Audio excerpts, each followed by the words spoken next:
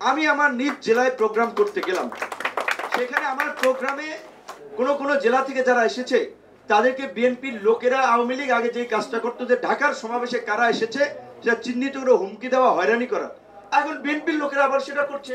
তাহলে কেন বিএনপির সাথে লড়াই করে আমরা এই ফাঁসিবাদ ঘটালাম, কেন ত্যাগ স্বীকার করলাম, কেন রক্ত দিলাম, কেন জেলে গেলাম? বলছি যে আমরা বিএনপির সাথে দূরত্ব চাই না, আমরা বিএনপির সাথে একসাথে রাষ্ট্র সংস্কার করতে চাই, একসাথে সরকার গঠন করতে চাই, একসাথে জাতীয় সরকার, যেটা বিএনপির ডিক্লারেশন ছিল।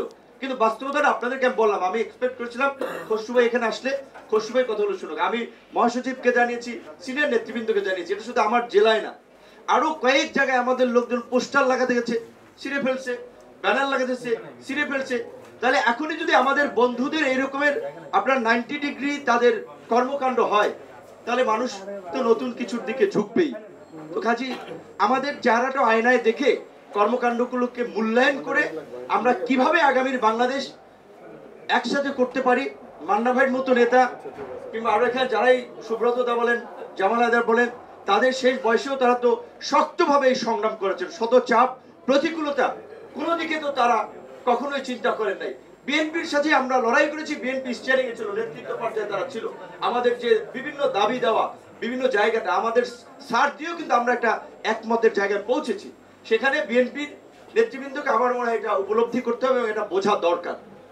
আমাদের মধ্যে গ্যাপ তৈরি হলে, যেটা ইতিমধ্যে সরকারের সাথে ওভারঅল রাজনৈতিক দলগুলোর তৈরি হচ্ছে, যেমন সরকারের গতি, আমার মনে হয় গতিবিধি রাজনৈতিক দলগুলো খুব ভালোভাবে নিচ্ছে না।